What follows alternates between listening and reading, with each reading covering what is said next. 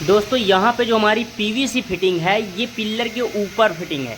तो ये पिल्लर के ऊपर फिटिंग है तो ये प्रॉपर तरीके से गलत फिटिंग है।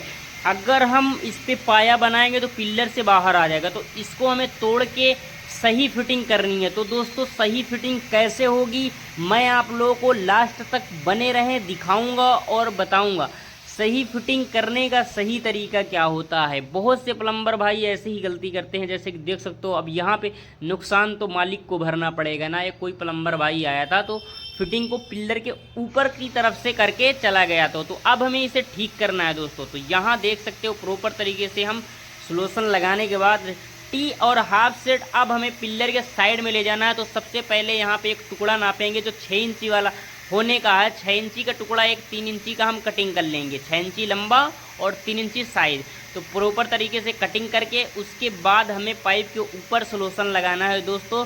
और सोल्यूशन इतना लगाना है कि ताकि लीकेज ना हो। और हाफ सेट में प्रॉपर तरीके से कन्वर्ट कर देना है। फिर उसके बाद हाफ सेट के ऊपर और सॉकेट के अंदर सोल्यूशन लगाने के बाद हाफ सेट को वैसे ही बैठा के उसके बाद चेक कर लेंगे। फिर उसके बाद निकालने के बाद टी के अंदर सोल्यूशन प्रॉपर तरीके से लगाएंगे, हाफ सेट के ऊपर लगाएंगे। फिर यहाँ पे हम प्रॉपर तरीके से फिक्स कर देंगे। अब दोस्तों ये फिटिंग हमारी जो हो रही है पिल्लर के साइड में पाइप चला जाएगा।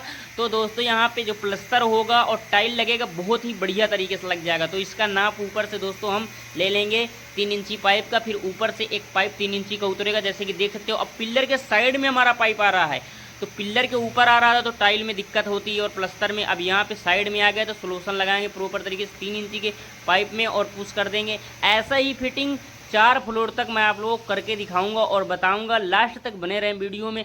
कोई भी समस्या हो या दिक्कत हो तो दोस्तों कमेंट बॉक्स में पूछ सकते हो। फिर उसके बाद प्रॉपर तरीके से टी के अंदर सोल्यूशन लगाएंगे और 3 इंची पाइप के ऊपर सोल्यूशन लगाएंगे।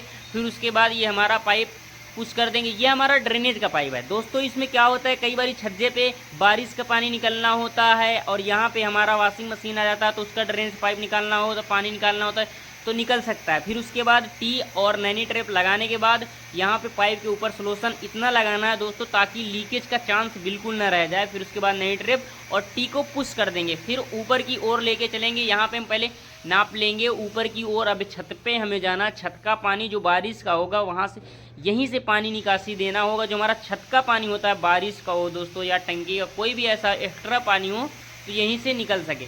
फिर हमें टी के अंदर सोल्यूशन प्रॉपर तरीके से लगाना है और सोल्यूशन दोस्तों इतना लगा देना कि लीकेज बिल्कुल ना हो। फिर उसके बाद 3 इंची में प्रॉपर तरीके से पाइप में सोल्यूशन लगा के पाइप को पुश कर देंगे। फिर उसके बाद नैनी ट्रैप के ऊपर में एक 4 इंची का टुकड़ा लेंगे हम जो 3 इंची का होगा। फिर उसमें पुश कर लेंगे। फिर उसके बाद हमारा दोस्तों टी आएगा। टी में भी प्रॉपर तरीके से फिटिंग कर लेंगे। अब आप लोगों को छत पे लेके चलते हैं। ये हमारा छत पे नैनी ट्रैप लगाना है। तो यहाँ पे दोस्तों पाइप के ऊपर सोल्यूशन प्रॉपर तरीके से लगा लेंगे और टी को यहाँ पे पुश कर देंगे। जैसे देख सकते हो यहाँ पे थोड़ा लिंटर झाड़ लेंगे दोस्तों तो जो नैनी ट्रैप होगा थोड़ा बैठ जाएगा। इससे दोस्तों जो छत की भराई कम हो जाती है तो छत में जो मलबा पड़ता है वो थोड़ा कम हो जाता है। अब यहाँ पे 3 इंची पाइप को हम 4 फुट लंबाई या 4.5 फुट रख सकते हैं। यहाँ पे एयर के लिए दोस्तों छोड़ देंगे। फिर कावल लगा देंगे। देख सकते हो कावल ये फिटिंग हो चुकी है।